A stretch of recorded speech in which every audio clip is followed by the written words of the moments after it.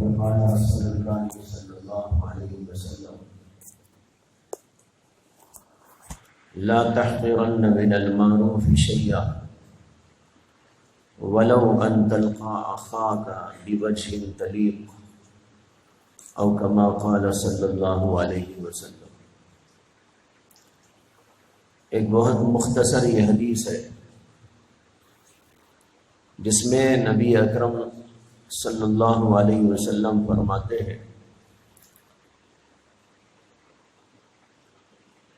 نیکی میں سے کسی بھی نیکی کو حقیر نہ سمجھو، لا تحقرن من المعروف شیئا۔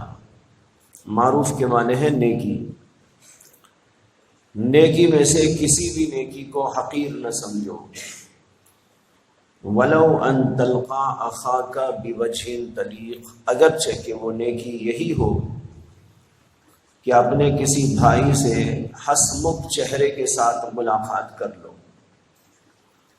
کوئی آدمی کسی سے ملتا ہے، ہنسمکھ چہرے کے ساتھ مل لیا، خوشی کا مظاہرہ کر دیا، اس کی کچھ آؤ بھگت کر دی،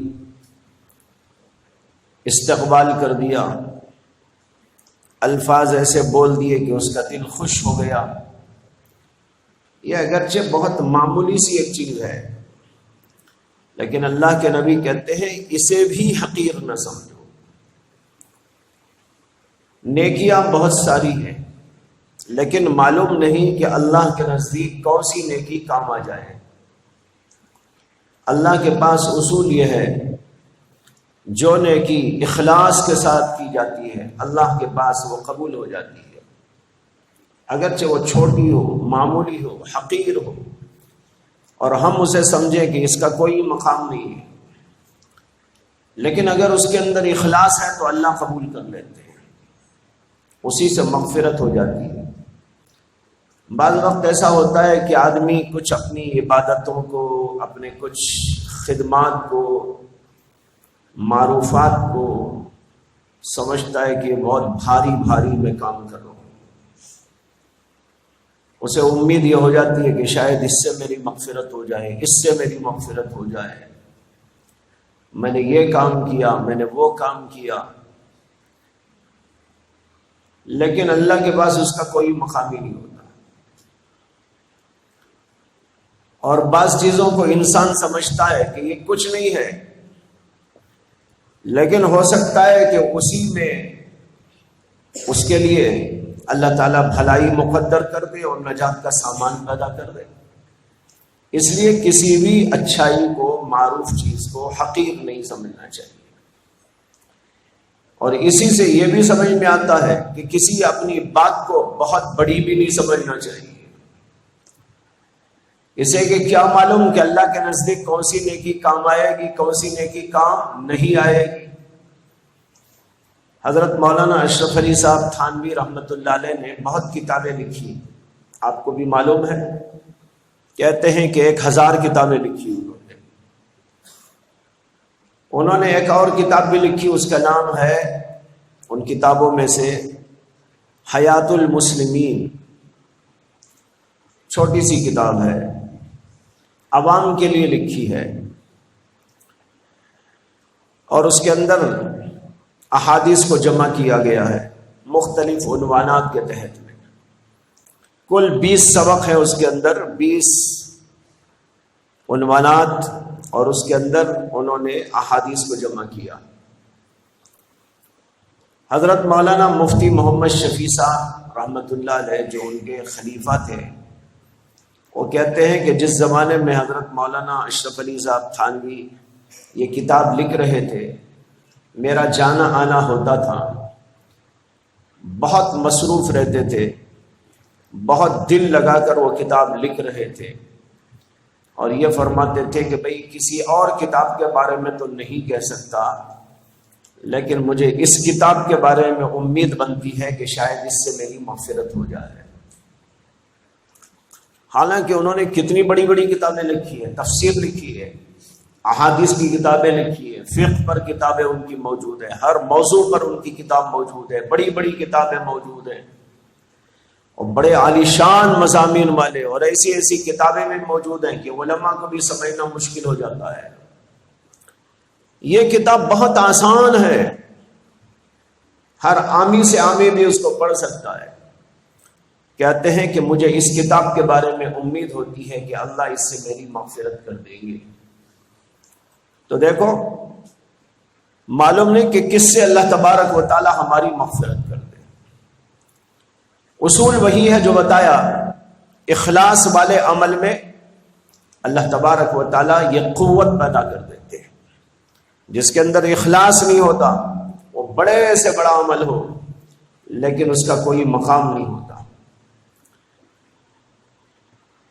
ایک بزرگ گزرے ہیں، بہت معروف، بہت مشہور، حضرت جنید بغدادی رحمت اللہ علیہ، سب ان کو جانتے ہیں۔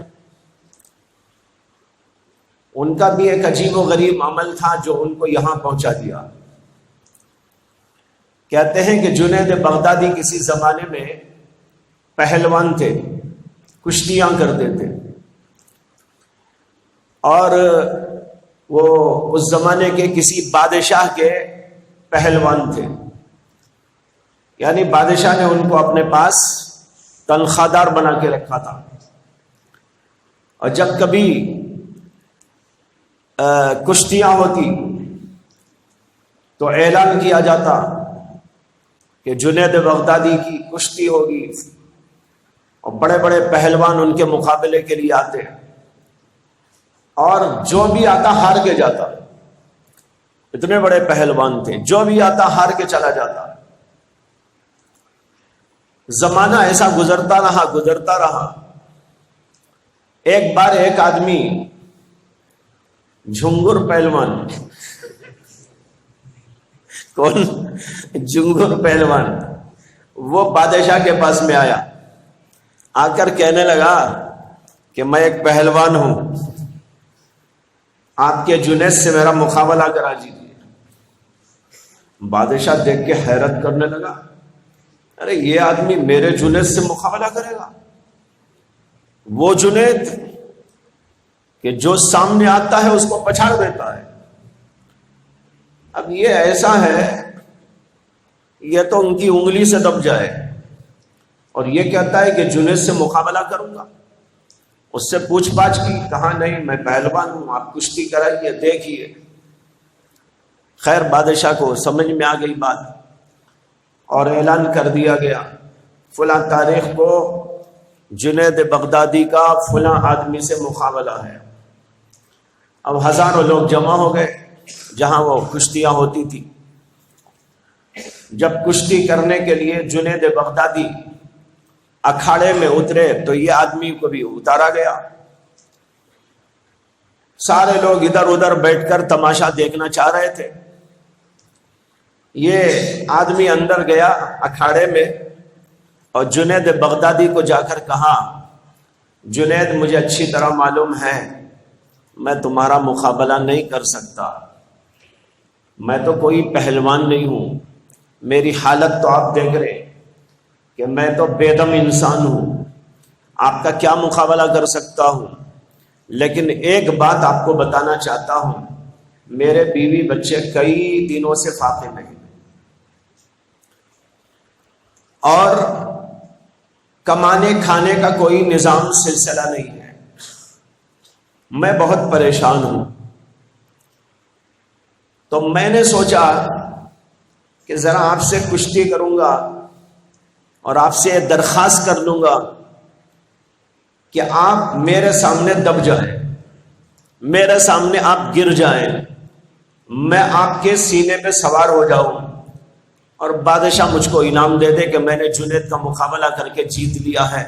اس کے لیے اکھاڑے میں آ گیا ہوں، اور ایک بات آپ کے کان میں کہتا ہوں کہ میں رسول اللہ صلی اللہ علیہ وسلم کے خاندان کا آدمی ہوں۔ اب آپ کی مرضی، مجھے گرانا چاہتے ہیں گرا دیجئے، اٹھانا چاہتے ہیں تو اٹھا دیجئے۔ جنید بغدادی نے جب یہ سنا، ایک طرف تو فقر و فاقے کا حوالہ، اور اس سے بڑھ کر یہ حوالہ کہ رسول اللہ صلی اللہ علیہ وسلم کے خاندان کے آدمی ہیں، سید خاندان۔ اب جنید بغدادی نے کہا کہ چلو مقابلہ کریں. اب کچھ دیر تک تو اکھاڑے میں دونوں کا مقابلہ چلتا رہا. پھر اچانک جنید بغدادی گر گئے اور وہ آدمی ان کے اوپر سوار ہو گیا. سارے لوگ چیخنے لگے کہ یہ کیا ہم تماشا دیکھ رہے ہیں، الٹا تماشا. جنید تو کسی سے گرتے نہیں، وہ تو کبھی مغلوب نہیں ہوتے، آج یہ کیا ہو گیا؟ لوگوں نے شور مچایا اور کہا کہ نہیں کوئی بات ہے، دوبارہ مقابلہ کرو. بادشاہ نے حکم دے دیا، بادشاہ بھی وہاں ہوتا تھا. بادشاہ نے حکم دیا کہ بھائی بات لوگوں کی سمجھ میں نہیں آ رہی ہے، دوبارہ مقابلہ ہو. دوبارہ بھی مقابلہ کرتے کرتے جنید بغدادی اچانک گر گئے، وہ آدمی ان کے اوپر سوار ہو گیا. پھر تیسری دفعہ مقابلہ کرایا، ویسے ہی ہوا. اب مجبور ہو کر بادشاہ نے اس آدمی کو انعام دیا اور وہ چلے گئے. یہ ایک معاملہ ہوا. رات میں جب جنید بغدادی اپنے گھر گئے اور آرام کرنے لگے تو خواب میں دیکھا کہ جناب محمد الرسول اللہ صلی اللہ علیہ وسلم تشریف لائے ہیں اور فرماتے ہیں کہ جنید تم نے میرے خاندان کی عظمت رکھ لی، میرے خاندان کے ایک فرد کی عظمت، لہذا اللہ نے تم کو قبول کر لیا ہے. بس یہ خواب تھا. خواب کے بعد ان کی حالت چینج ہونے لگی اور ان کا دل یہ کشتی سے دور ہونے لگا، اہل اللہ کی طرف ہونے لگا. پھر ہوتے ہوتے ہوتے ہوتے اہل اللہ کی صحبتوں میں رہنے لگے. نتیجہ یہ ہوا کہ وہ اس زمانے کے سید الطائفہ ہو گئے، یعنی اولیاء اللہ کے سردار بن گئے. اللہ نے اتنا بڑا مقام ان کو دے دیا. آج بھی ہم ان کا نام لیتے ہیں، مسجدوں میں ان کا نام ہے، ممبروں پر ان کا نام ہے، کتابوں میں ان کا نام ہے، شروحات حدیث میں ان کا نام ہے، فقہی کتابوں میں کسی حوالے سے ان کا نام ہے. اتنا بڑا نام اللہ نے ان کو دنیا میں عطا کر دیا. آخرت میں جو ہوگا تو وہ ہوگا. دیکھو ایک عمل ہے، بظاہر تو معمولی عمل ہے، کیا بڑی بات تھی، لیکن اسی سے اللہ تبارک و تعالیٰ نے ان کو اتنا بڑا مقام عطا کر دیا. یہی جنید بغدادی رحمت اللہ علیہ کا قول کتابوں میں نظر سے گزرا.